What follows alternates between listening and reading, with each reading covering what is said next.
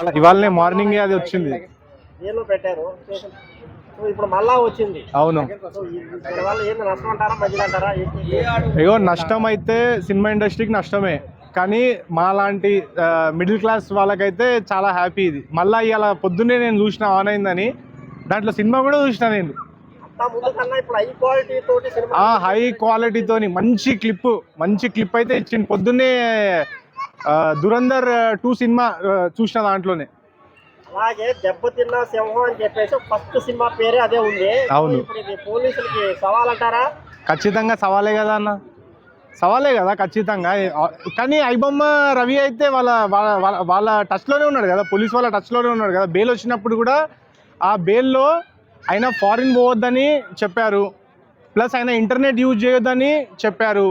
చెప్పిన తర్వాత కూడా ఐబొమ్మ 2.2 వచ్చిందంటే మళ్ళీ అది ఎక్కడో ఫెయిలియర్ లెక్కనే ఉంది. మళ్ళీ ఇది ఎట్లా ఉంటాడు? ఆయన అయితే ఆల్రెడీ పోలీస్ కస్టడీలోనే ఉన్నాడు కదా ఆయన. అంటే బెయిల్ వచ్చినా కానీ పోలీస్ వాళ్ళ టచ్లోనే ఉన్నాడు. ఇంటర్నెట్ యూజ్ చేయొద్దు అంటున్నారు. కంబ్యాక్ వచ్చిందంటే అది సిస్టమ్ వెతకాల ఎలా వచ్చింది. ఐబొమ్మ రవి ఏం ఫారిన్ ఉరికిపోలే కదా ఇప్పుడైతే. మళ్ళీ దాన్ని ఎవరు 2.0 లాంచ్ చేశారో ఇప్పుడు మళ్ళీ కొత్తగా ఇన్వెస్టిగేషన్ చేసి ఎలాగో మన కమిషనర్ సార్ ఆయననే ఉన్నారు. లాస్ట్ టైం కూడా చెప్పారు ఆయన, దీన్ని ఎట్లాగైనా మేము ట్రేస్ చేసి బయట పెడతామని. ఇప్పుడు మొన్ననే రీసెంట్లీ ఆయనకి మళ్ళా కమిషనర్ పదవి వచ్చింది, చూసుకోవాలి ఇప్పుడు ఆయన. కానీ మాలాంటి సామాన్య ప్రజలకైతే ఈజీలీ పీవీఆర్లో పెద్ద సినీ థియేటర్లో పోకుండా ఒక 500 రూపీస్ ఖర్చు పెట్టకుండా నేను ఇంట్లో నా టీవీలో ఐబొమ్మ ఓపెన్ చేసి సినిమా చూసుకున్నా. నాకైతే 500 సేవ్ అయినాయి. సో ఇప్పుడు ఆ సినిమా ఇండస్ట్రీకి లాస్ అవుతుందంటే అది కూడా మంచిది కాదు. బట్ థియేటర్లో రేటు ఒక 150 to 200 పెడితే ఎవడైనా పోతాడు.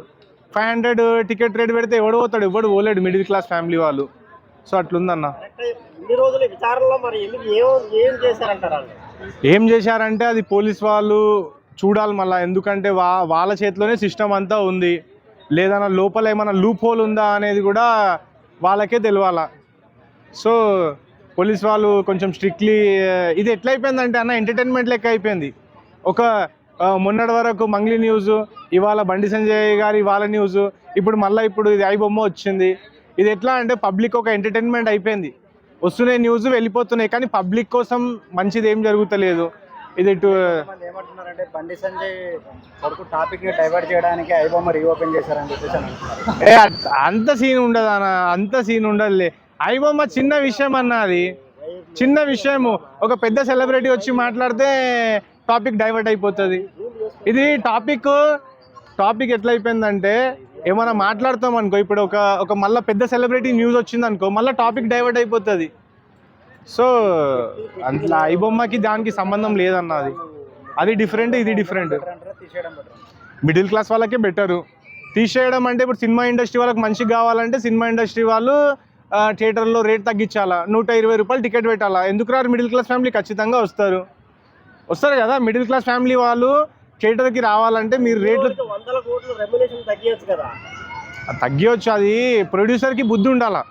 ఒక పెద్ద ప్రొడ్యూసర్ కానీ చిన్న ప్రొడ్యూసర్ కానీ సినిమా తీసేటప్పుడు నేను ఇంతే ఇస్తా అని సినిమా తీస్తే ఆటోమేటిక్లీ మీ అందరికి తెలుసు అనుకుంటా, అల్లు అర్జున్ గారు ఎలా రెమ్యునరేషన్ తీసుకుంటారు.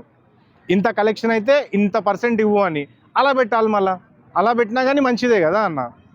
ప్రొడ్యూసర్ ఏం చేస్తారు అంటే ఇష్టం ఉన్నట్టు 300 కోట్లు 200 కోట్లు హీరోకే రెమ్యునరేషన్ ఇస్తే మళ్ళీ ఖచ్చితంగా సినిమా టికెట్స్ అయితే 1000-2000 పెట్టాల్సి వస్తుంది.